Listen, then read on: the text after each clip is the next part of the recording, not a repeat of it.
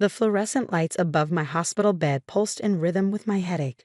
I could hear my mother's voice in the hallway, the same shivery sweet tone she always used when lying. Boys will be boys, you know how brothers are. But brothers don't usually strangle their siblings until they pass out. At least that's what I assumed. I'm Daniel Foster, 23, and this was the fourth time I'd woken up in the emergency room this year, courtesy of my older brother Alex, the golden child, the star athlete, the one who could do no wrong, even when his hands were literally around my throat. Danny, honey, Mom's voice cut through my thoughts as she entered the room. The doctor wants to do some tests, but we can refuse. Right, sweetie? You're fine, just a little raw housing gone too far. Alex lounged against the doorframe, all 6'2" of him, radiating casual indifference. At 27, he still lived at home, still played the role of the misunderstood son, and still used me as his personal punching bag whenever his life didn't go as planned. Today's trigger? I'd gotten promoted at the software company where I worked. Alex had just been passed over for promotion at his gym again. I barely touched him, Alex said, examining his knuckles. He's always been dramatic. The room spun as I tried to sit up. This time had been different. This time, there'd been real intent in his eyes as his hands tightened around my neck. This time, I'd seen death in his smile. Mrs. Foster. A new voice entered the room. I'm Dr. Shaw, head of neurology. We need to run an MRI immediately. That's really not necessary, my mother started, but Dr. Shaw was already reviewing my chart. 4 ER visits in 2 years, all with head trauma or loss of consciousness, he read aloud. Yet no formal investigations have been conducted. He looked up, his eyes sharp. That changes today. Our boys play rough sometimes. My father's voice joined the chorus as he entered the room. Danny knows his brother doesn't mean anything by it. Dr. Shaw's gaze swept over my family. Mr. Foster, raw housing doesn't typically result in strangulation marks or repeated concussions. The room fell silent. It was the first time anyone had used that word, strangulation. It hung in the air, heavy and undeniable. I want to speak with Daniel alone, Dr. Shaw announced. Hospital policy for suspected domestic violence cases.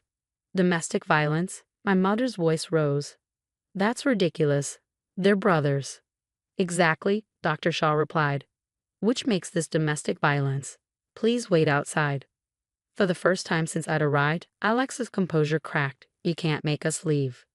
Security can and will remove you if necessary, Dr. Shaw said calmly, pressing a button on the wall. Daniel is a legal adult, and I'm his attending physician. As my family was ushered out, my mother's last words lingered. Remember who you are, Danny. Remember who we are. That was the problem. I remembered everything. Once the door closed, Dr. Shaw pulled up a chair. Daniel, I've reviewed your previous ER records. The pattern is clear, but all the incidents were logged as accidents or unexplained injuries. No one followed up.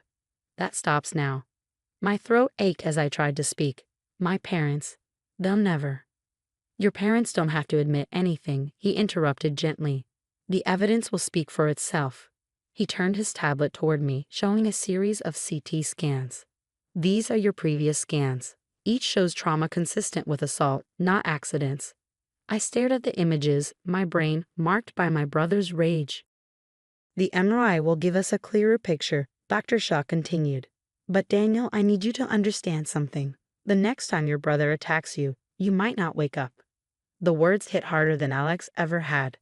He's been getting worse, I whispered, speaking the truth for the first time. Today, when he had his hands around my throat, he wasn't going to stop. Dr. Shaw made notes in my chart. What triggered today's attack?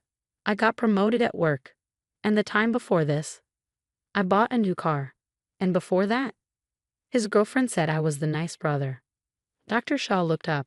He's escalating with your successes.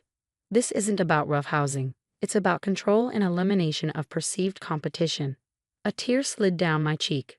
My parents will never believe that. They don't have to, you replied. The MRI will show us everything we need to know. And as your doctor, I'm mandated to report clear patterns of assault. For the first time in years, I felt a glimmer of hope. What happens next? First, the MRI. Then you'll meet with our patient advocate and a detective who specializes in domestic violence cases. He paused. But Daniel, you need to be prepared. Your family will fight this every step of the way. I thought about Alex's hands around my throat, my mother's practiced excuses, my father's silent enabling. I thought about the next time, and the growing certainty that there wouldn't be another time after that. "I'm ready," I said, my voice stronger than I expected. "I don't want to die for their denial anymore." Dr. Shaw nodded, standing to prepare for the MRI. "Remember, from this moment on, you're under the hospital's protection. Your family can't force you to leave or withdraw treatment." As they wheeled me toward the MRI room, I caught a glimpse of my family in the waiting area. Alex's face was dark with rage, my mother was crying, and my father stared straight ahead, already crafting their next story. But this time the MRI would tell the real story, and not even my family could silence that. The MRI results were devastating, not because they were bad, but because they were irrefutable. Dr. Shaw displayed the scans on a large monitor in his office, pointing out areas of repeated trauma. "These darker regions show scarring from multiple injuries," he explained to Detective Rivera, who had arrived shortly after my scan. "We can date them based on the healing patterns.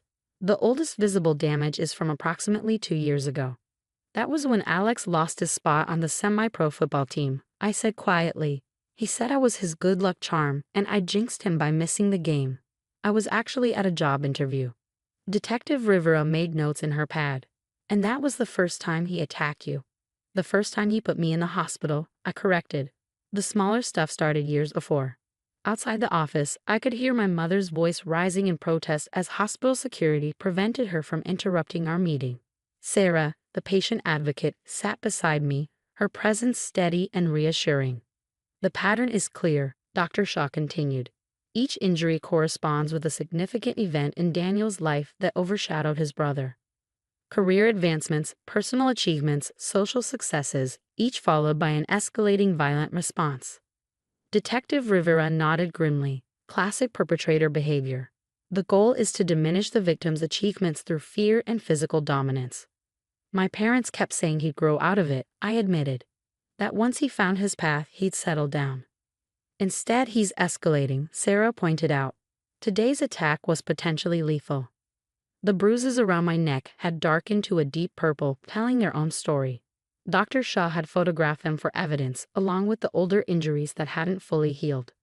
"We're filing charges," Detective Rivera announced. "The medical evidence alone is enough, but your testimony will be crucial."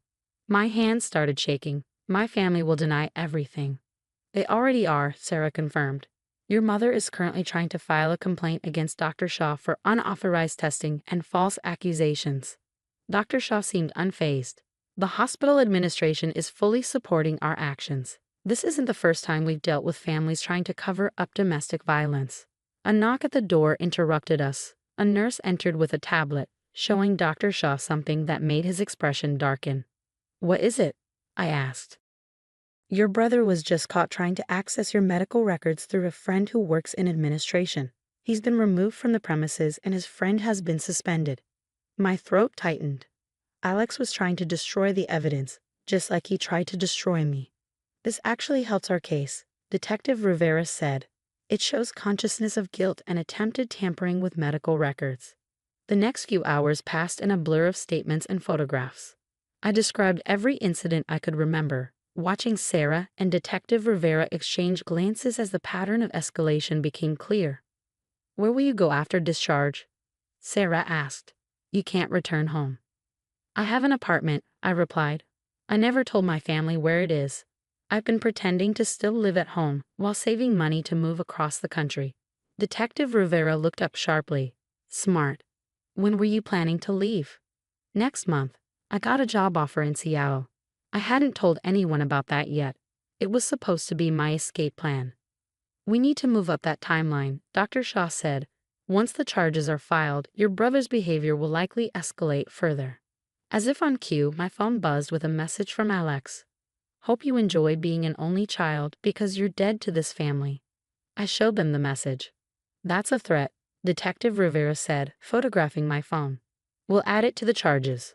A commotion outside drew our attention. Through the office window, I could see my father arguing with security while my mother sobbed dramatically. "I'll handle them," Detective Rivera said, standing. "Sarah will help you with the restraining order paperwork."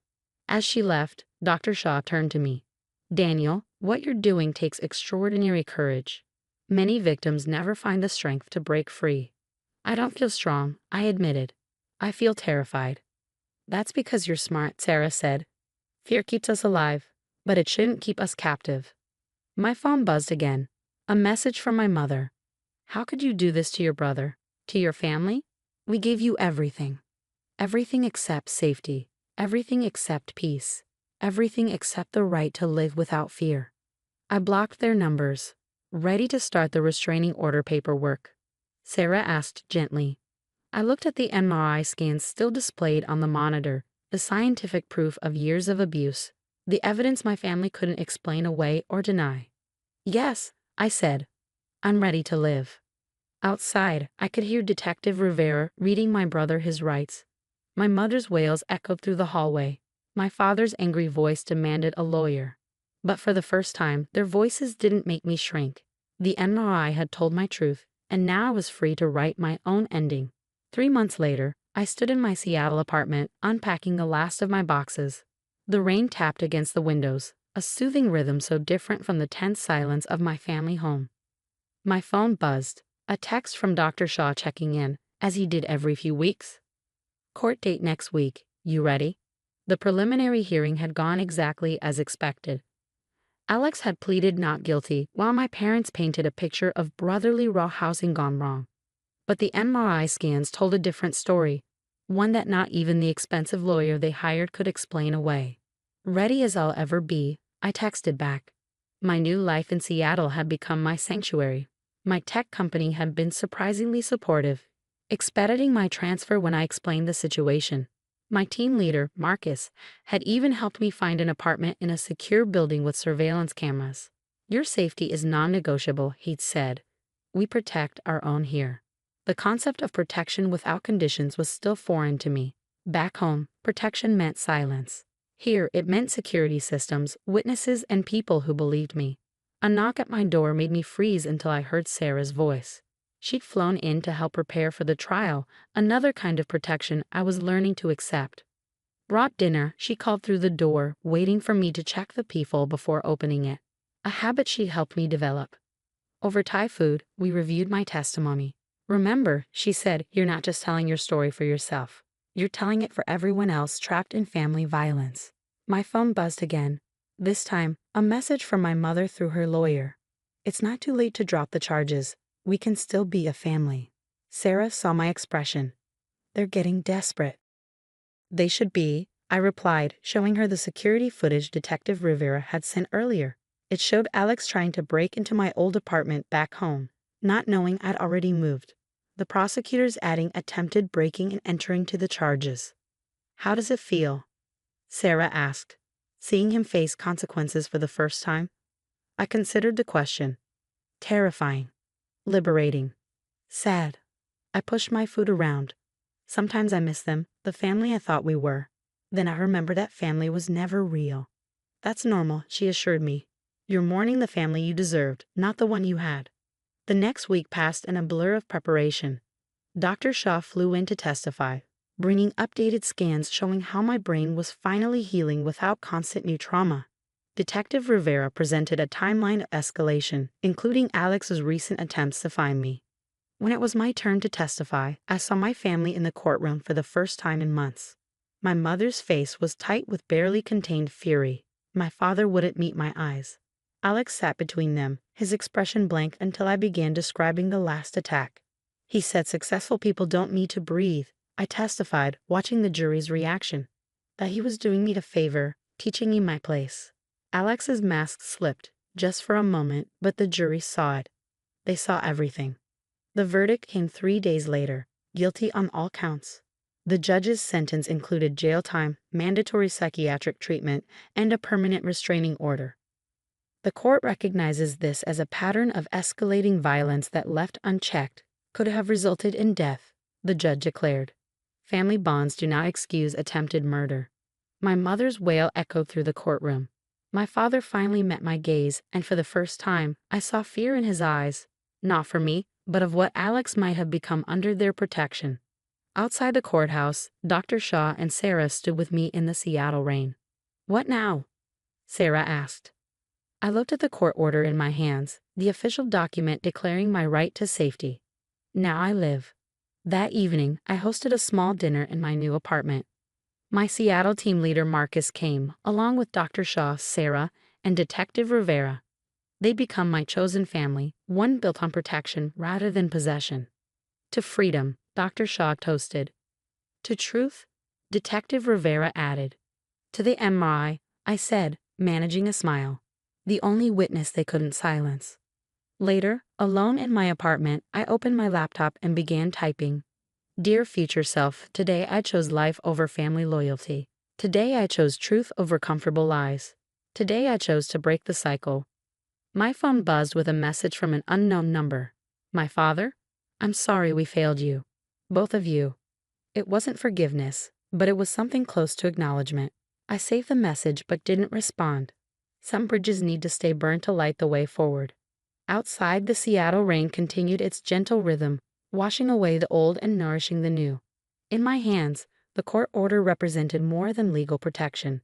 It was permission to live, to thrive, to become someone my past self couldn't imagine surviving to be. The MRI had shown my scars, but it had also shown my strength. Every healed injury was proof of survival. Now finally, I could focus on more than just surviving. I could focus on living.